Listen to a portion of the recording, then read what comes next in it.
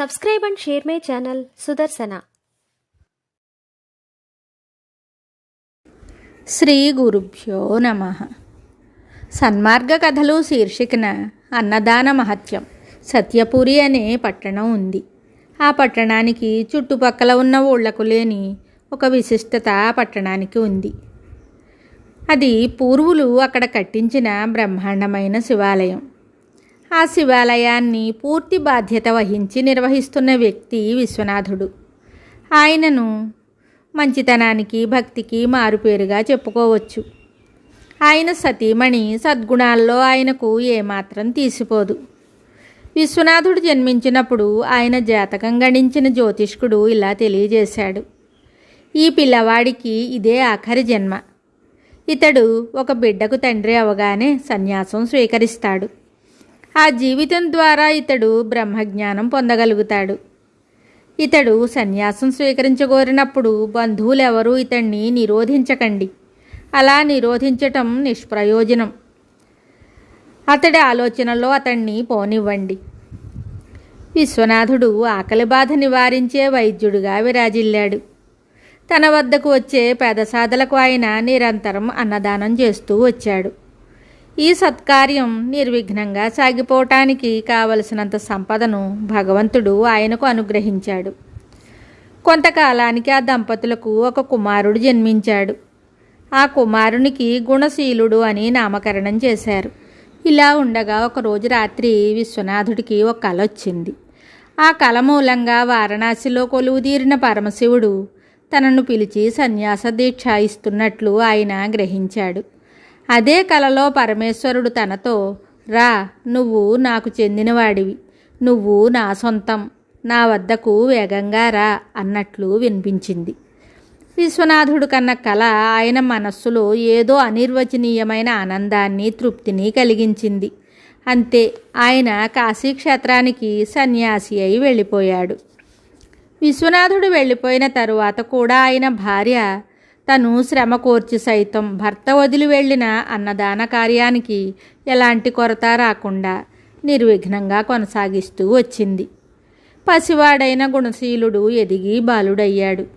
ఒకరోజు అతడు తల్లితో, అమ్మ, నువ్వు ప్రతిరోజు ఇలా అన్నదానం చేస్తున్నావే, ఇందుకు కారణమేమిటి? ఇలా అన్నదానం నిరంతరం చేస్తూ ఉంటే ఏదో ఒకనాటికి మనకున్న సంపద కరిగిపోయి మనము దారిద్ర్యం అనుభవించవలసి రావచ్చు అని చెప్పాడు. అందుకు తల్లి, నాయనా, నాకు కారణం ఏమీ తెలీదు. నీ తండ్రి ఈ విధంగానే అన్నదానాన్ని అమిత శ్రద్ధతో అనేక సంవత్సరాలు చేస్తూ వచ్చారు. ఆయనకు ఇష్టమైనది కనుక నేను దాన్ని కొనసాగిస్తూ వస్తున్నాను, అంతే అని చెప్పింది. తల్లి చెప్పిన జవాబు విని గుణశీలుడు ఆలోచనలో పడ్డాడు. ఏ ఒక్క కార్యానికైనా ఫలం ఉండి తీరుతుందని పెద్దలు చెప్తారు. ఆ ప్రకారం చూస్తే అన్నదాన కార్యానికి ఏదో ఫలం ఉండి ఉండాలి కదా.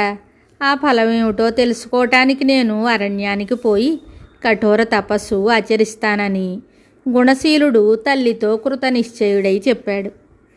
అతడి ఆలోచనకు తల్లి తన పరిపూర్ణ సమ్మతిని తెలిపింది.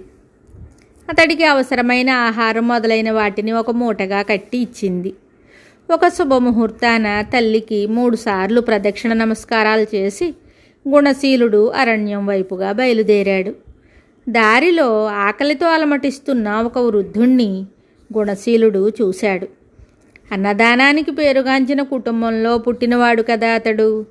తల్లి కట్టి ఇచ్చిన ఆహారాన్ని ఆ వృద్ధుడికి ఇచ్చి అతడు తన ప్రయాణాన్ని కొనసాగించాడు. పొద్దుగూకింది.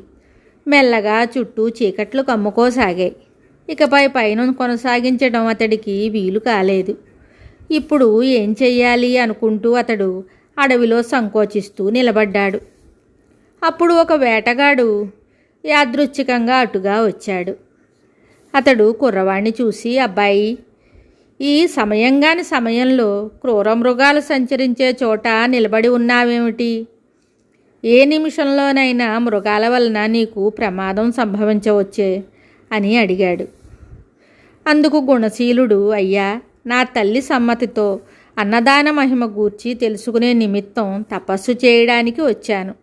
ఇంకా చాలా దూరం వెళ్ళాలి అని వేటగాడితో చెప్పాడు. అది విని వేటగాడు, నీ సంకల్పం మంచిదే, కానీ క్రూర మృగాల వలన ప్రమాదం వాటిల్లకుండా ఈ రాత్రి నువ్వు నాతో గడిపి ఉదయం నీ ప్రయాణాన్ని కొనసాగించు అని చెప్పి అతన్ని తన బసకు తీసుకుని వెళ్ళాడు. వేటగాడు మంచివాడు, మంచి మనసున్నవాడు, కానీ అతడి భార్య స్వభావం అందుకు పూర్తిగా వ్యతిరేకం. భర్త తనతో ఒక పిల్లవాడిని వెంటబెట్టుకుని రావటం చూసి ఆమె మూతి ముడుచుకుంది. ముఖం చిట్లించి కోపంతో, ఏమిటి, మనకే ఆహారం తక్కువగా ఉన్నప్పుడు అతిథిని ఒకడిని తీసుకుని వచ్చావే, చోద్యంగా ఉందే అంటూ ఈసడించుకుంది. మరేం పర్వాలేదు, నువ్వు కష్టపడవద్దు, నా వంతు ఆహారాన్ని ఈ అబ్బాయితో పంచుకుంటాను అని చెప్పి వేటగాడు అలాగే చేశాడు. ముగ్గురూ తిన్నారు. క్రూర మృగాల వల్ల వాటిల్లే ఆపదను తప్పించుకోవటానికి ఆ భార్యాభర్తలు చెట్టు మీద కట్టుకున్న మంచి మీద పడుకోవడం అలవాటు. గుణశీలుణ్ణి చెట్టు మీద ఉన్న మంచి మీదకి ఎక్కించి వేటగాడు తనకు తన భార్యకు మధ్యలో పడుకోబెట్టాడు. ఈ పిల్లవాడు నా పక్కన పడుకోకూడదు, మంచెలో సగం చోటును నాకు వదిలి నీవు అతడు తక్కిన సగంలో సర్దుకోండి అంది రుసరుసలాడుతూ వేటగాడి భార్య. వేటగాడికి భార్య ధోరణి బొత్తిగా నచ్చలేదు. తన భార్యకు పిల్లవాడికి మధ్యన తను పడుకున్నాడు. గుణశీలుడు క్రింద పడిపోకుండా అతన్ని హత్తుకుని తను నిద్రపోకుండా మేలుకునే ఉండిపోయాడు వేటగాడు. అర్ధరాత్రి భార్య పిల్లవాడు గాఢ నిద్రలో ఉన్నప్పుడు వేటగాడు తనకు భార్యకు నడుమ గుణశీలుడు నిద్రించే రీతిలో తను మంచి అంచున పడుకుని నిద్రకు ఉపక్రమించాడు. వెంటనే అతడికి బాగా నిద్ర పట్టేసింది. కొంతసేపటికి ఎందుకో మెలకువ వచ్చిన భార్య పానకంలో పుడకలాగా వచ్చి చేరిన ఈ కుర్రాడిని కడతేర్చాలి అనుకుంది. రాత్రి చీకటి కారణంగా మంచి అంచున పడుకున్నది తన భర్త అని, తన పక్కన ఉన్నది కుర్రాడని ఆమె తెలుసుకోలేకపోయింది. మంచి అంచున ఉన్న తన భర్తను గుణశీలుడని అనుకుని ఆమె మెల్లగా అతన్ని దొర్లించి కింద పడేటట్లు చేసింది. పైగా ఆ పని చేసినందుకు సంతోషించింది కూడా. కింద పడ్డ వేటగాడిని క్రూర మృగాలు చంపేశాయి. ఇంకా బాగా తెల్లారక ముందే లేచిన గుణశీలుడు తన ప్రక్కన వేటగాడు కనిపించక విస్తుపోయాడు. బహుశా అడవిలోకి ఏదో పని మీద వెళ్ళి ఉంటాడని భావించాడు. ఆ తరువాత మెల్లగా మంచి దిగి తన ప్రయాణాన్ని కొనసాగించాడు.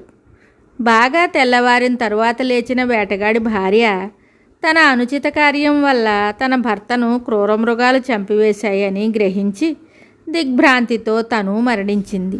అక్కడ తన ప్రయాణంలో గుణశీలుడు ఒక కుంటి వ్యక్తి తన గుడిసె ముందు కర్రను ఉతగా చేసుకొని నిలబడి ఉండటం చూశాడు. గుణశీలుణ్ణి చూసి ఆ కుంటి వ్యక్తి, ఏం పని మీద ఎక్కడికి పోతున్నావంటూ అడిగాడు. తన ప్రయాణ లక్ష్యాన్ని గుణశీలుడు ఆయనకు వివరంగా తెలిపాడు. అది విని ఆ వ్యక్తి, అలా అయితే నాయనా, నువ్వు నా కోసం ఒక పని చేసి పెట్టు, నాకు అసలు ఆకలి వెయ్యదు. ఈ జాడ్యానికి కారణం ఏమిటో నువ్వు తపస్సు చేసే దేవతను అడిగి తెలుసుకోగలవా బాబు అని అడిగాడు. అట్లే అడిగి తెలుసుకుంటానని గుణశీలుడు వాగ్దానం చేశాడు. తరువాత తన ప్రయాణంలో గుణశీలునికి ఒక త్రాచుపాము తారసపడింది. ఆ పాము గుణశీలుణ్ణి అతడి ప్రయాణ ఉద్దేశాన్ని గురించి అడిగింది.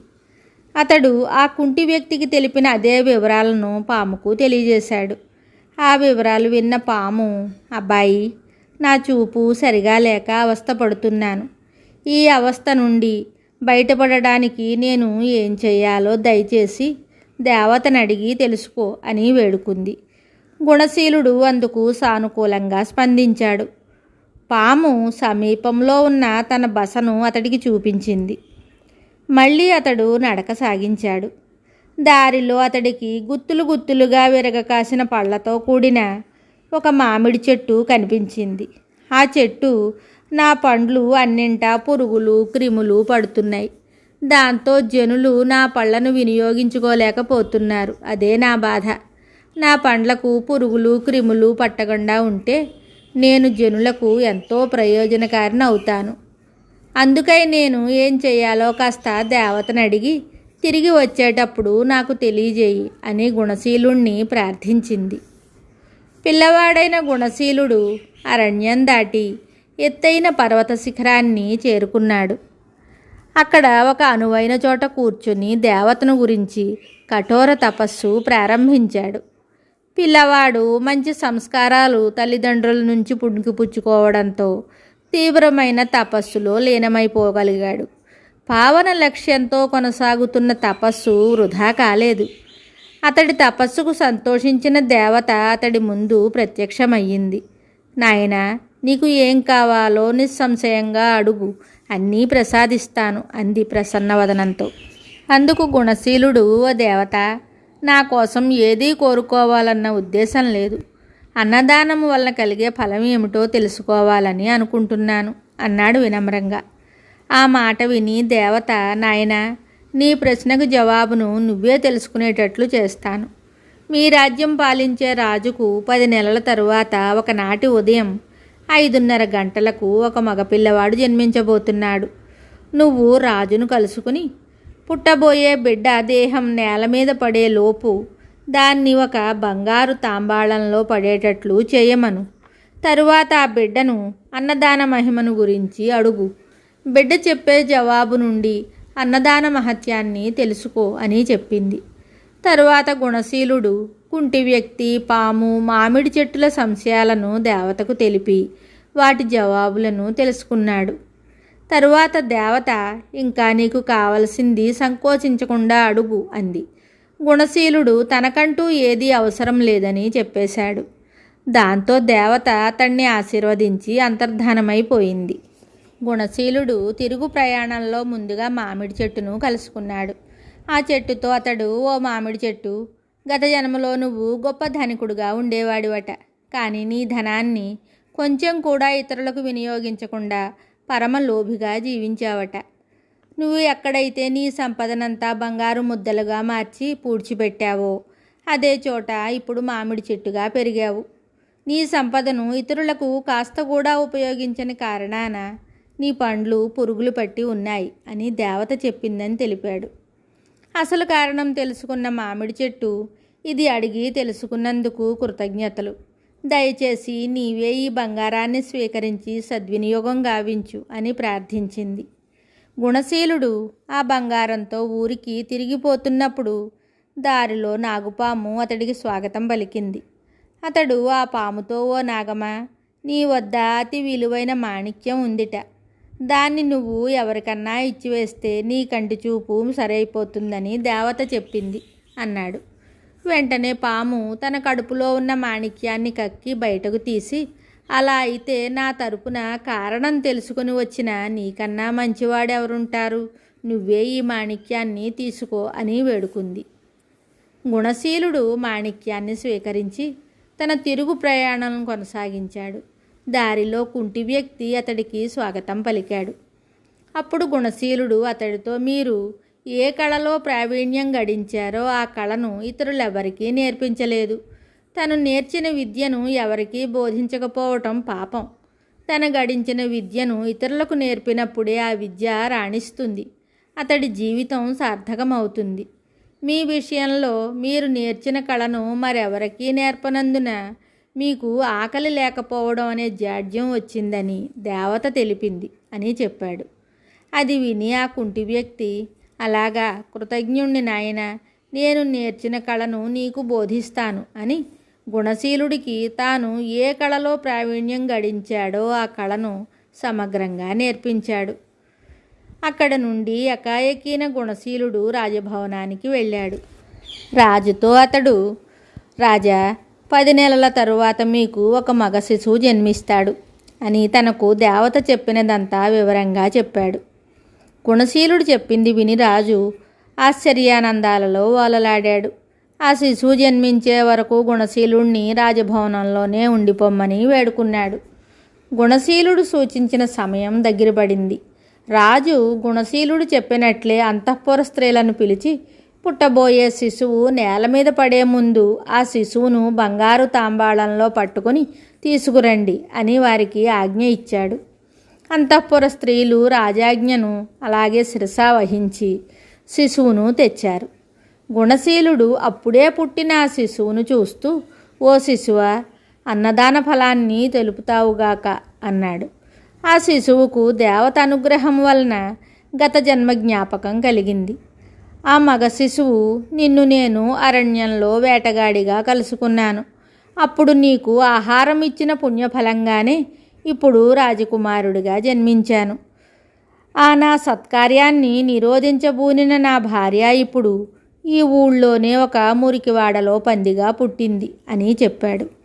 అన్నదాన ఫలాన్ని ఆ శిశువు నుండి అనుభవపూర్వకంగా తెలుసుకున్న గుణశీలుడు సంతోషంతో తన ఊరికి బయలుదేరాడు. తాను బయలుదేరి వెళ్ళినప్పటి నుండి జరిగింది యావత్తు పూసగుచ్చినట్లు తల్లికి చెప్పాడు. అన్నదాన మహత్యాన్ని విన్న ఆమె పరమానందభరితురాలయ్యింది. తరువాత ఆ తల్లి కుమారులు మునుపటి కన్నా శ్రద్ధగా స్వార్థరాహిత్యంతో అన్నదాన కార్యాన్ని నిర్వహిస్తూ తమ జీవితాలను సార్థకం చేసుకుని తరించారు. శుభం. Subscribe and share my channel Sudarsana.